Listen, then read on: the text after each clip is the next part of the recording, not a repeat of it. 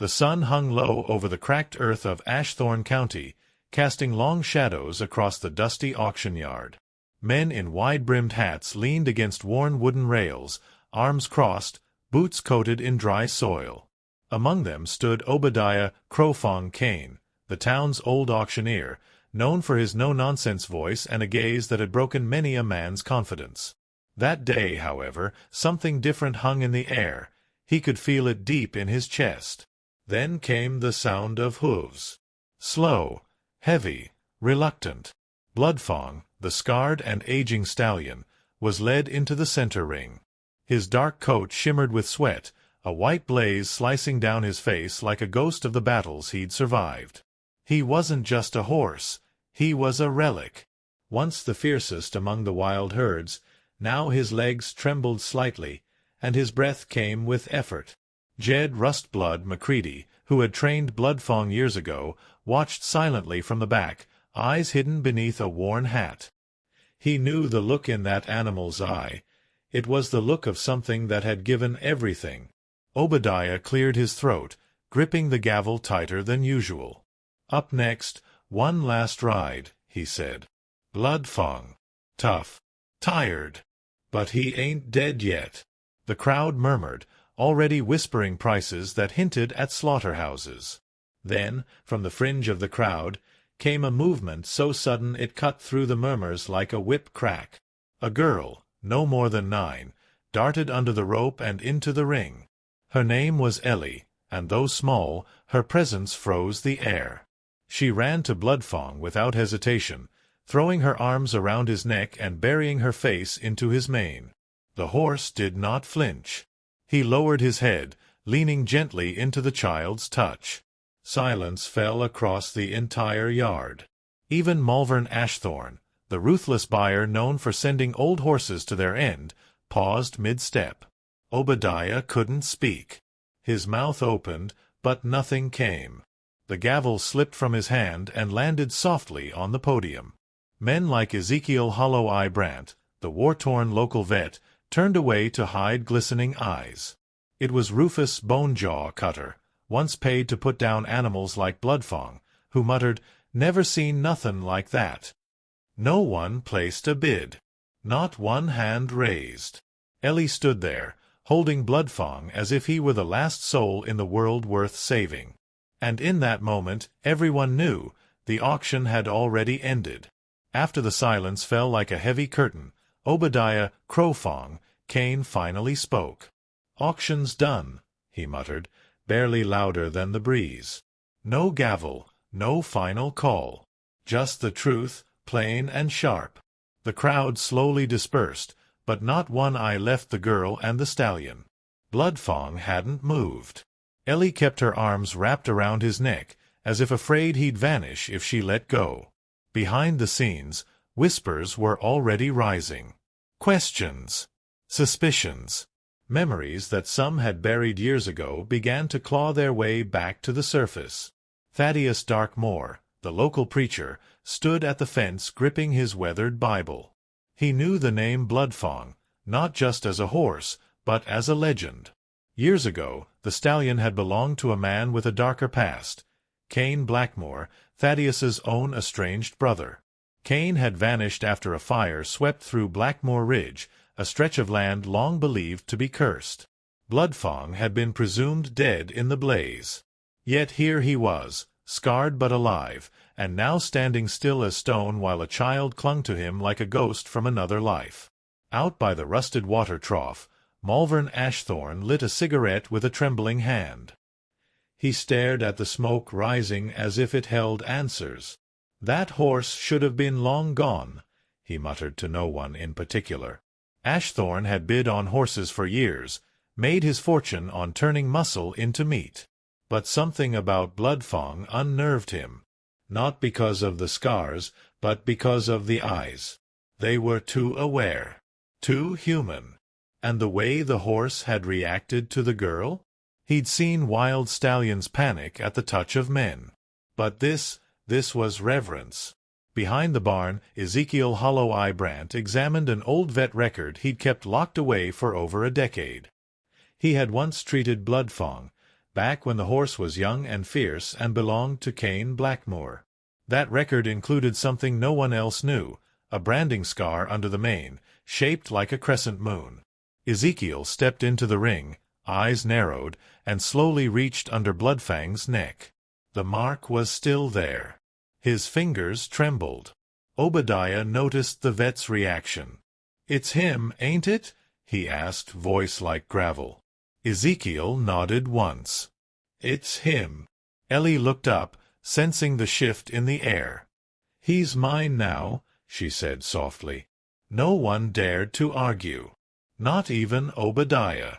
Back in the shadows of the tree line, a figure stood watching. Murillo Doomridge, a stranger in town, leaned against a fence post, eyes locked on the girl and the horse.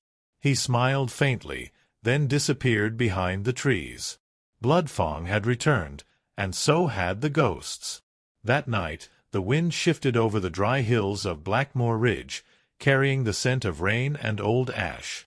Ellie slept in the hayloft of Obadiah Kane's barn, curled up on a pile of blankets while Bloodfang stood just below, calm but alert. The stallion hadn't laid down once since the auction. His ears twitched at every creak of the wooden beams. Jed Rustblood Macready, who had seen countless horses in his lifetime, sat quietly in the corner, sharpening a rusted hoof knife, watching them both like a man waiting for a storm to hit. Down at the ridge's edge, Kane Blackmore's old house still stood, charred and hollow.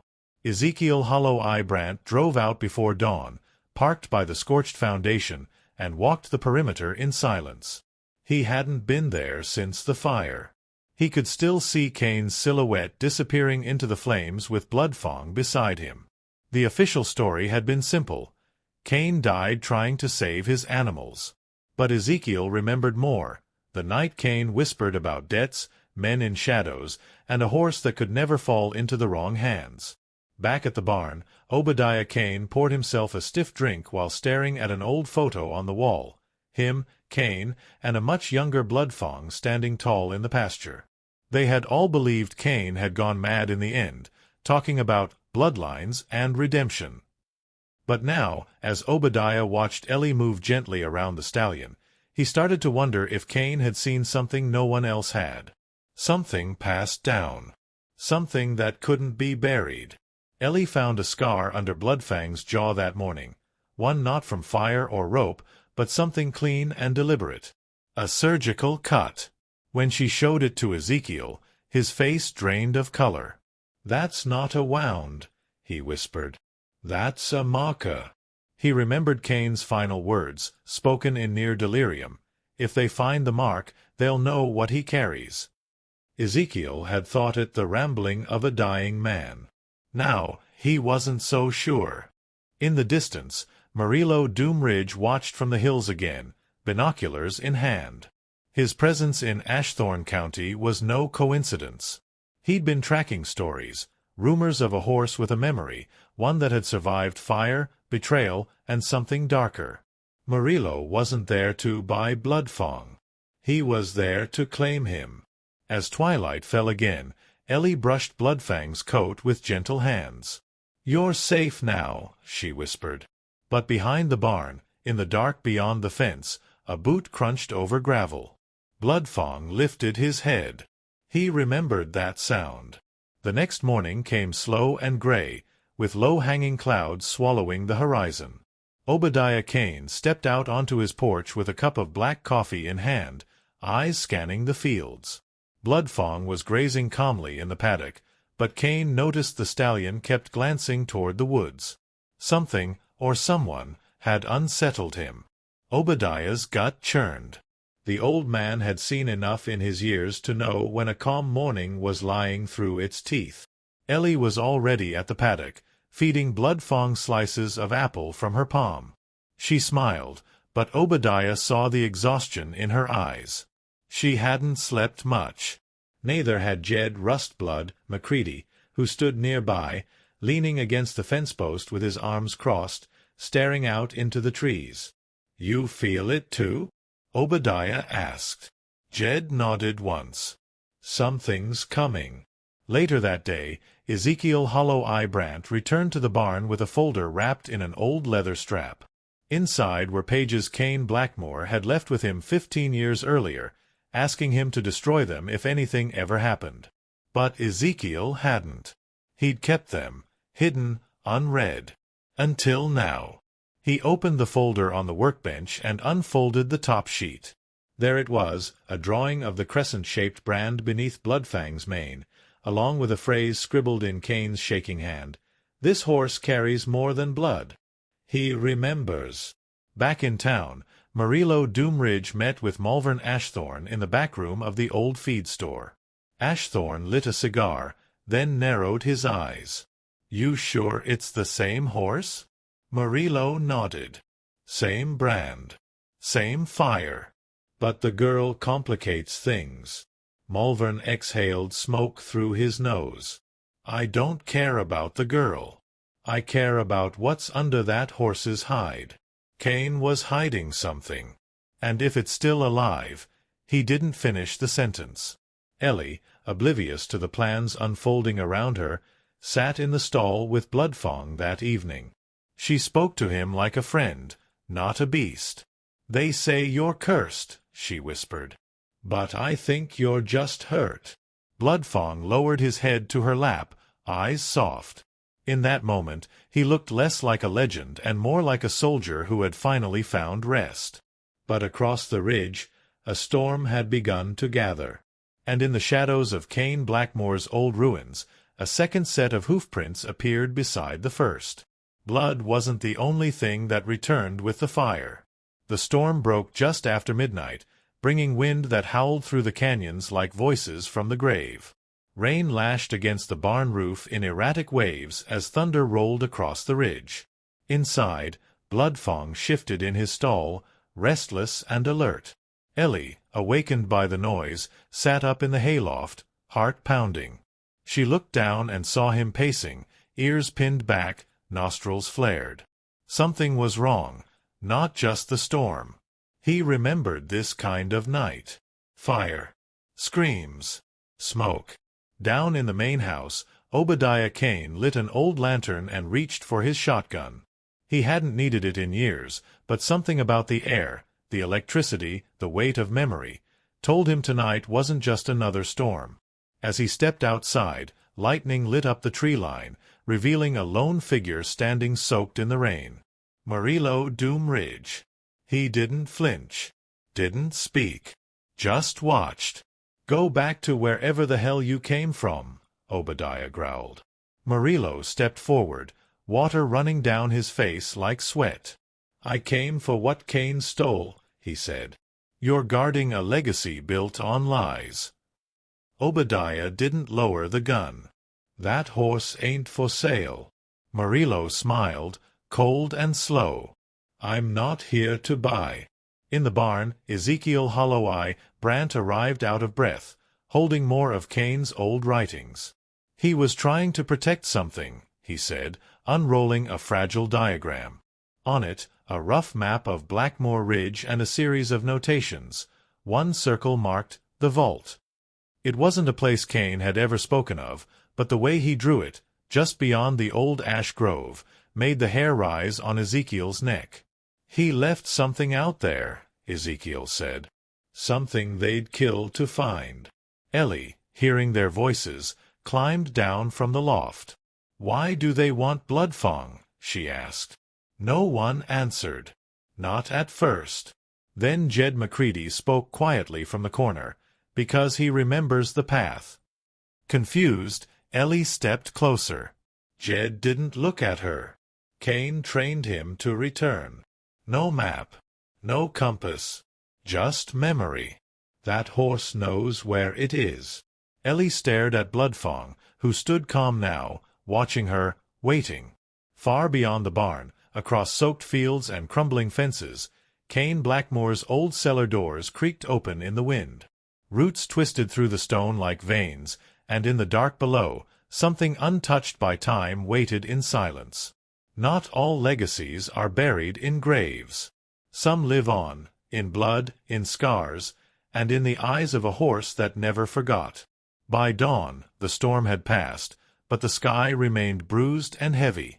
The fields around Ashthorne County steamed with the scent of wet earth and burned memories. Bloodfang stood still at the edge of the paddock, eyes fixed on the distant ridge as if drawn by instinct. Ellie leaned against the fence, brushing rain-matted hair from her face. She could feel it too, something beneath the ground calling out like a pulse under the soil. Inside Obadiah Kane's kitchen, maps and pages from Kane Blackmore's writings covered the table. Ezekiel Hollow-Eye Brant traced the lines with a shaking finger. The vault wasn't just a hiding place, he said.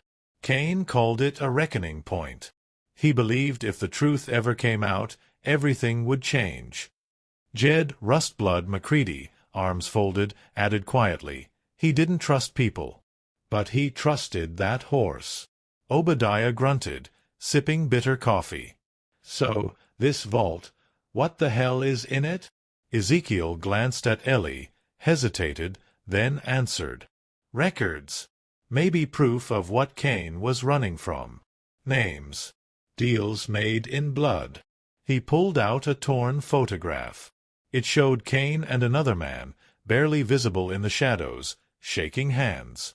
That's Kane, and that's Rufus Bonejaw Cutter, Ezekiel whispered. This goes back further than any of us thought. Ellie looked at the photo, then at Bloodfang. He'll take us there, she said. No one questioned it. The horse had already led them this far. That afternoon they saddled him, and Ellie climbed up, bareback, no reins. Bloodfang didn't resist. He turned toward the ash grove without a sound, as if he'd been waiting years for this moment. Obadiah, Ezekiel, and Jed followed on foot, moving slow, unsure if they were chasing the past or being hunted by it. At the base of the grove, the air grew colder. Trees twisted unnaturally, and the grass gave way to bare rock and ash. Bloodfang stopped near a half-buried iron ring in the ground.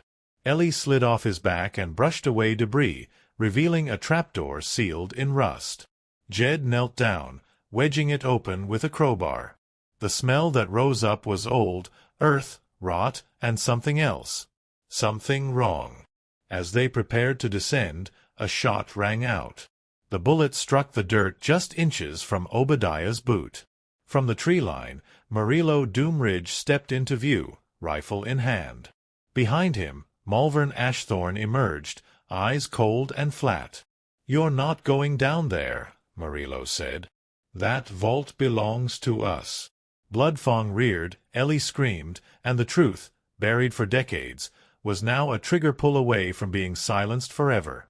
The barrel of Murillo Doomridge's rifle glinted under the weak morning light. The silence that followed his warning was heavier than any storm. Obadiah Kane didn't move. Neither did Ezekiel or Jed. Bloodfang stood between Ellie and the gun, head lowered, body tense. The stallion had seen men like Murillo before, men who smiled with their mouths but not their eyes. And just like the fire he'd once escaped, Bloodfang knew danger when it breathed. "You open that vault," Murillo said, "and you tear open history." Malvern Ashthorne, standing at his side, adjusted the grip on his holster. "This isn't about a damn horse," he growled. "It's about keeping a lid on things that should have stayed buried." Obadiah's jaw tightened. "You mean like bribes, dead ranchers, and land deeds bought with blood?" Murillo's smirk vanished. Ellie stepped forward, placing a hand on Bloodfang's neck. "You're scared of what's down there," she said softly. "That's why you followed us." Malvern raised his voice. "You don't know what you're messing with, little girl." Jed took a slow step toward Ellie, placing himself between her and the guns. "Maybe not," he said, "but I know what you're trying to hide." With a sudden move, Ezekiel dropped to his knee and yanked open the trapdoor. Dust and cold air exploded upward. The scent of damp stone and forgotten time flooded the grove. Bloodfang didn't flinch. He stepped closer. Ellie followed, one hand still on his mane. Inside the vault, carved stairs led down into darkness. Obadiah reached into his coat and handed Ezekiel a flashlight. "No turning back now," he muttered. Murillo raised the rifle again, but before he could aim, Bloodfang lunged. With terrifying speed, the stallion struck the rifle with his front hooves, sending it flying into the underbrush. Murillo fell back, stunned. Malvern drew his pistol, but found Obadiah's shotgun already aimed square at his chest. "Try it," Obadiah growled. "See what happens." In the chaos, Ellie, Jed, and Ezekiel disappeared into the vault. The stone tunnel descended deeper than expected. Along the walls, old wooden shelves lined with rotting ledgers and crates whispered secrets into the dark. At the end of the corridor was a metal box, marked with Kane Blackmore's initials. Ellie opened it with trembling hands, and inside, among papers and maps, was a small leather-bound journal.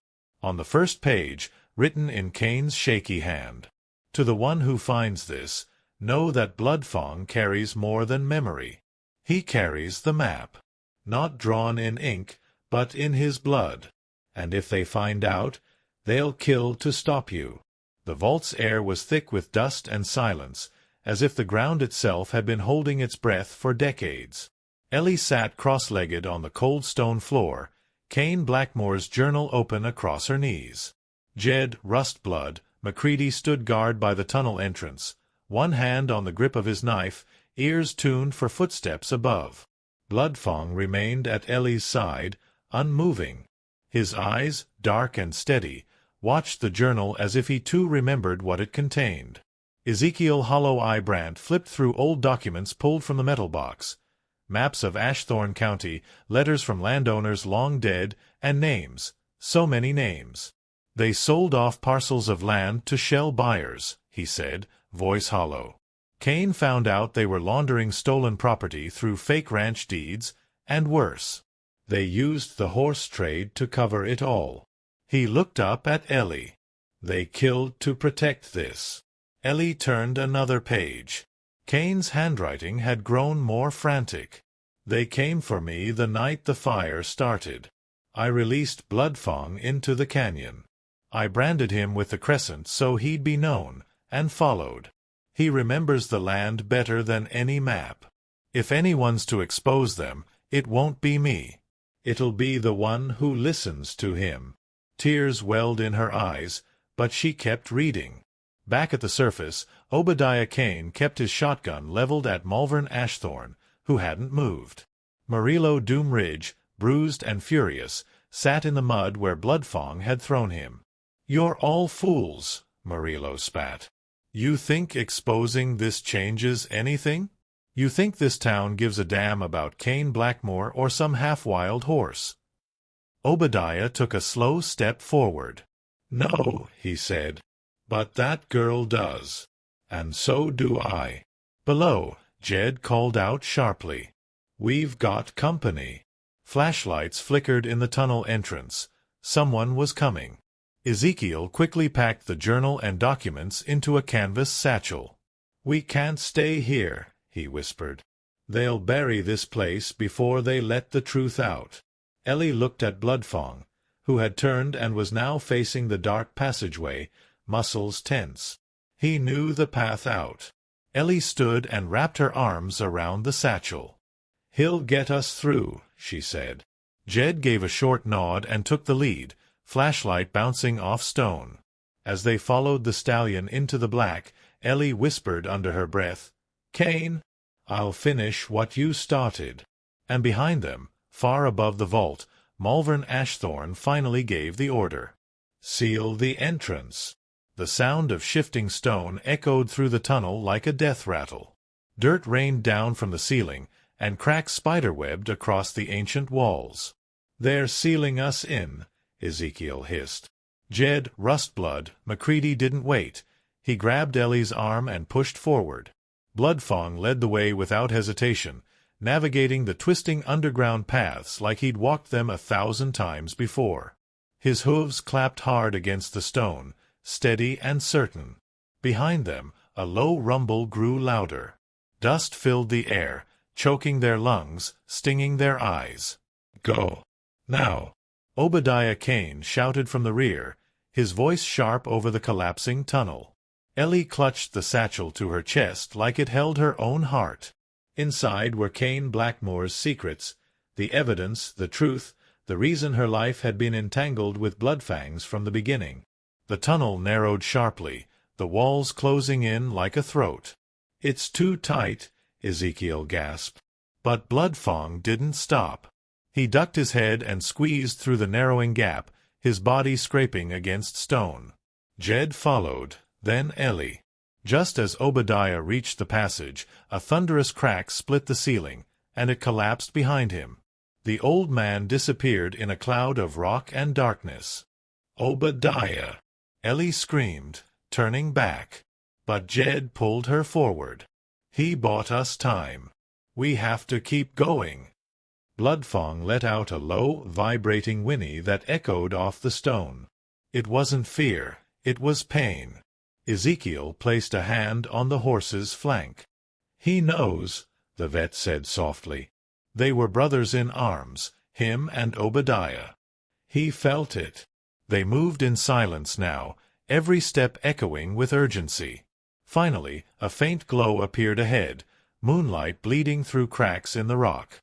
Bloodfang picked up his pace, leading them toward a hidden opening masked by thick roots and moss. Jed pushed the final barrier aside, and one by one, they emerged into the cool night air, scratched, bleeding, but alive. Ellie turned and looked back at the path they'd escaped. The vault was buried now, maybe forever. But the satchel was still in her arms. "We still have the truth," she said, breathless. Bloodfang stood beside her, his body caked in dirt, but his eyes blazing. In the distance, headlights cut through the trees. Vehicles. More men. More guns. "We're not safe yet," Jed muttered. "If they can't bury the truth, they'll bury us." Ellie looked up at Bloodfang and said only one word. "Run." Bloodfang thundered through the night, hooves pounding the damp earth as trees blurred past. Ellie clung to his back, the satchel pressed tightly against her chest. Behind them, headlights wove through the trees, closer, louder, hunting. Jed, Rustblood, McCready ran just behind, breath ragged, and Ezekiel Brant limped further back, one hand pressed to his side. But none of them stopped. The truth had survived the vault. Now it had to reach the world. Up ahead, a rusted watchtower rose above the tree-line, a forgotten ranger post with a working radio. Jed spotted it first. "There!" he shouted. Bloodfang shifted, changing direction without hesitation. He knew time was running out. The men behind them wouldn't hesitate to kill to protect the secret that Kane Blackmore died to expose. They reached the base of the tower just as an engine roared nearby. Ellie leapt off Bloodfang and raced up the stairs with the satchel. Inside the small cabin, the radio crackled weakly, but it worked. "This is Ellie McCready," she shouted into the mic. "I have evidence of corruption in Ashthorne County. Land fraud. Cover-ups. Murder. I'm sending everything now." She shoved the satchel onto the table, pulling out maps and photos, placing them in front of the old camera feed still active on the ranger's console. Down below, tires screeched. Murillo Doom Ridge and Malvern Ashthorne emerged from their truck, weapons drawn. Jed raised his arms slowly. "It's over," he said, eyes locked on them. "You can kill us, but the truth's already gone live." Malvern's hand trembled on the trigger, rage boiling in his blood. But before he could act, Bloodfang stepped between them, his body tall, proud, and unafraid.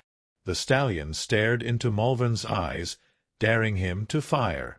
But he didn't. Not this time.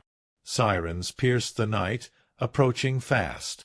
State troopers, alerted by the broadcast, surrounded the clearing.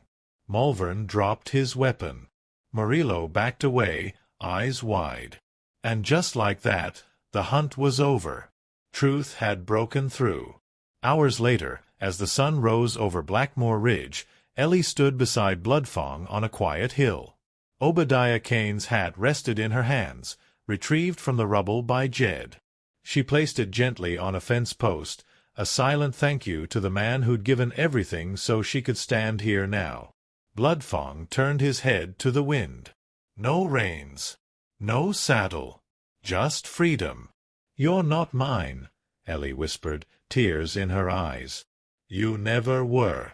But thank you." The stallion held her gaze for one last moment, then turned and galloped into the rising sun.